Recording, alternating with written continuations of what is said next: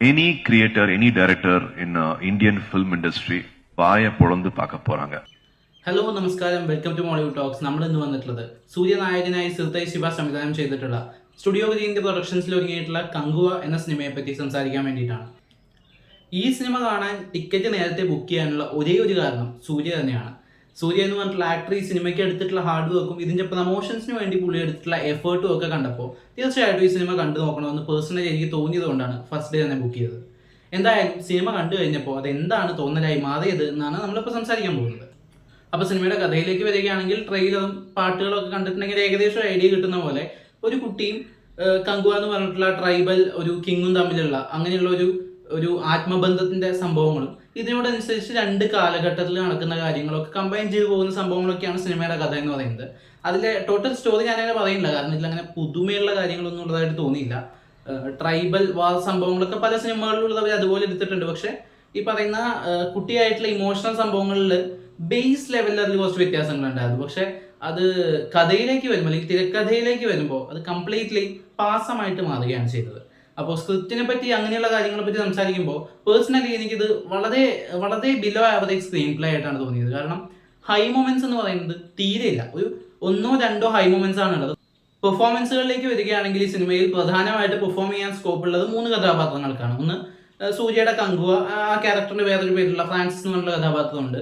അതുപോലെ ഉദിര എന്ന് പറഞ്ഞിട്ടുള്ള വില്ലൻ കഥാപാത്രം, പിന്നെ ഒരു കുട്ടിയുടെ കഥാപാത്രമുണ്ട്. അപ്പോൾ ഇവർക്കിടയിൽ ഈ 3 ക്യാരക്ടേഴ്സിനാണ് ഒരു പക്ഷേ കുറച്ച് സ്പേസ് ഉള്ളതായിട്ട്. ബാക്കിയുള്ള ആർക്കും കാര്യമായിട്ടൊന്നും പടത്തിൽ ചെയ്യാനില്ല. നായികയായിട്ട് ദിഷ പത്താനിയും തുടക്കത്തിൽ അവസാനം വരുന്ന യോഗി ബാബു, റെഡിങ് കിങ്സ്ലി, നടരാജ് നാട്ടി, ഇവരൊക്കെ കുറച്ച് അവിടെ ഇവിടെയൊക്കെ വന്നു പോകുന്നുണ്ട്. പക്ഷേ ഈ 3 പേർക്കാണ് ഇതിൽ എന്തെങ്കിലും പെർഫോം ചെയ്യാനുള്ളതായിട്ട് തോന്നിയിട്ടുള്ളത്. സൂര്യയിലേക്ക് വരികയാണെങ്കിൽ സൂര്യ ഈ ക്യാരക്ടറിന് വേണ്ടിയിട്ടുള്ള എഫേർട്ട് എത്രത്തോളം എടുത്തിട്ടുണ്ട് നമുക്ക് ക്ലിയർ ആണ്. കാരണം പടം കാണുമ്പോൾ തന്നെ മനസ്സിലാവും. പുള്ളി ഇതിന് വേണ്ടിയിട്ട് ഫിസിക്സ് സെറ്റ് ചെയ്തിട്ടുള്ളതായാലും ആക്ഷൻ സീക്വൻസുകളിൽ എടുത്തിട്ടുള്ള ഹാർഡ് വർക്ക് ആയിരുന്നു നമുക്ക് തീർച്ചയായിട്ടും കാണാൻ സാധിക്കുന്നുണ്ട്. അത് അപ്രീഷ്യബിൾ ആയിട്ടുള്ള കാര്യം തന്നെയാണ്. പക്ഷെ അതിനപ്പുറത്തേക്ക് സൂര്യ എന്ന് പറഞ്ഞൊരു മികച്ച നടന്റെ പെർഫോമൻസിലേക്ക് വരുമ്പോൾ എനിക്ക് ഇമോഷണൽ രംഗങ്ങൾ ഓക്കെ ആയിരുന്നു. ചെറിയ സബ്റ്റിലായിട്ടുള്ള ഇമോഷണൽ സാധനങ്ങൾ വർക്ക്ഔട്ട് ആയെങ്കിലും അതിനപ്പുറത്തേക്ക് ഒരു ലൗഡ് മാസ് ക്യാരക്ടർ പുള്ളി ഒട്ടും കൺവിൻസിംഗ് അല്ലാത്ത രീതിയിൽ ചെയ്തു വെച്ച പോലെയാണ് എനിക്ക് തോന്നിയത്. പല ഡയലോഗുകളും സീക്വൻസുകളും ഒക്കെ വളരെ നന്നായിട്ട് ചെയ്യാമായിരുന്ന സംഭവങ്ങൾ, ഇമ്പാക്ട് ഉണ്ടാക്കാമായിരുന്ന സംഭവങ്ങളൊട്ടും ക്ലാരിറ്റി ഇല്ലാത്ത രീതിയിലുള്ള ഡയലോഗ് ഡെലിവറി ഇഷ്യൂസ് കാരണം പിന്നെ കുറെ സീക്വൻസുകൾ സ്റ്റേജ് ചെയ്തതിന്റെ കുഴപ്പമുണ്ട്. തീർച്ചയായിട്ടും സ്ക്രീൻ പ്ലേ സ്റ്റേജ് ചെയ്തതിന്റെ കുഴപ്പമാണ് മിക്കയിടത്തും ഇമ്പാക്ട് ഇല്ലാതെ പോകുന്നത്. എന്നാൽ അതിൽ തന്നെയും അഭിനയിക്കുന്നവർക്ക് അപ്ലിഫ്റ്റ് ചെയ്യാവുന്ന സംഭവങ്ങളും ഡയലോഗ് ഡെലിവറിയിൽ മോശമായിട്ടാണ് തോന്നിയത്.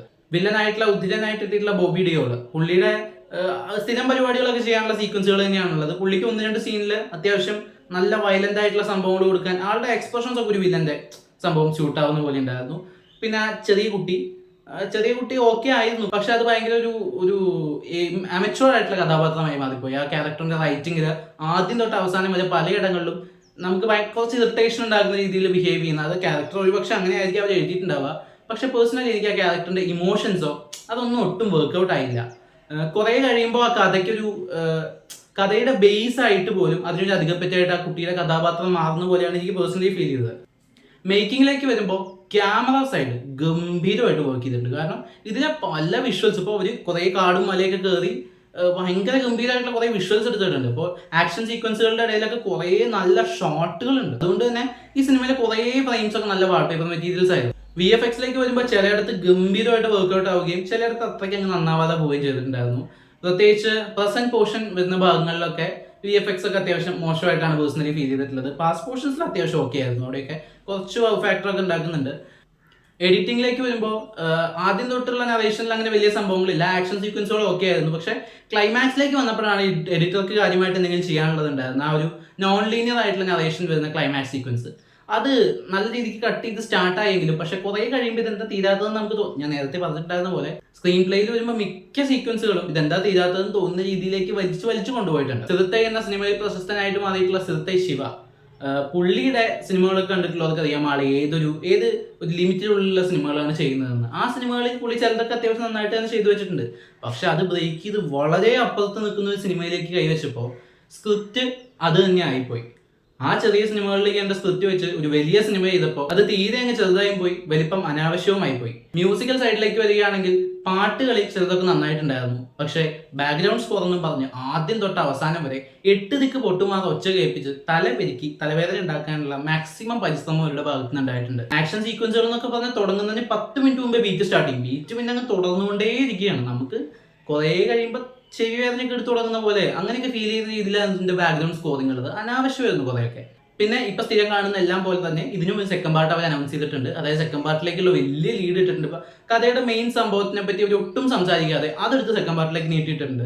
ഇതിനൊരു സെക്കൻഡ് പാർട്ട് ഉണ്ടാവുമെന്ന് അറിയില്ല. പക്ഷെ ഉണ്ടാവുകയാണെങ്കിൽ ഇത്ര കണ്ട് തെറ്റുകൾ തിരുത്തേണ്ടി വരിക എന്ന് പറയുന്നത് വലിയൊരു ടാസ്ക് ആയിരിക്കും. കാരണം കുറേ കാര്യങ്ങൾ ഇവർ ഇതെടുത്ത പോലെ എടുത്തു വെക്കാൻ പറ്റില്ല. സാധാരണ ഇങ്ങനെയുള്ള സിനിമകൾക്കൊക്കെ നമ്മളൊരു കയ്യടി മകളൊക്കെ ആയിട്ട് കാണാനാണ് ഇഷ്ടപ്പെടുക. പക്ഷെ കുറേ സീക്വൻസുകളിൽ ഇമോഷണൽ സീക്വൻസുകളിൽ ശരിയായിരുന്നു തിയേറ്ററിൽ. അത് തീരെ കണക്ട് ഇല്ലാതെ എന്നാൽ ഭയങ്കര ചില സീക്വൻസുകളൊക്കെ ഒരു സ്ലോ മോഷൻ എടുത്തു വെച്ചിരിക്കുന്നതൊക്കെ എനിക്ക് ശരിക്കും പലയിടത്തും ശരി വന്നു. കാരണം ഇത് എന്താണ് ഇങ്ങനെ എടുത്തു വെച്ചിരിക്കുന്നതെന്ന് തോന്നിപ്പോയി. കുറെ പടം കണ്ട് ഒരു ലിമിറ്റ് കഴിയുമ്പോൾ ഉണ്ടല്ലോ പിന്നെ നമ്മളത് വേറൊരു രീതിയിൽ ആസ്വദിക്കാൻ തുടങ്ങും. അപ്പൊ പിന്നെ നമുക്ക് ആ പടത്തെ സീരിയസ്നെസ് പോലും കിട്ടില്ല. കാരണം ആ ലെവലിലാണ് ഇവർ കുറെ സീക്വൻസുകളൊക്കെ എടുത്തു വെച്ചിരിക്കുന്നത്.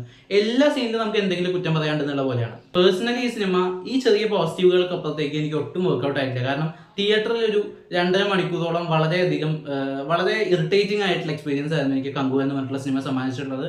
അപ്പോൾ സിനിമ നിങ്ങൾ കണ്ടവരാണെങ്കിൽ സിനിമയെക്കുറിച്ചുള്ള അഭിപ്രായം കമന്റ് ബോക്സിലൂടെ രേഖപ്പെടുത്തുന്നു വിശ്വസിക്കുന്നു.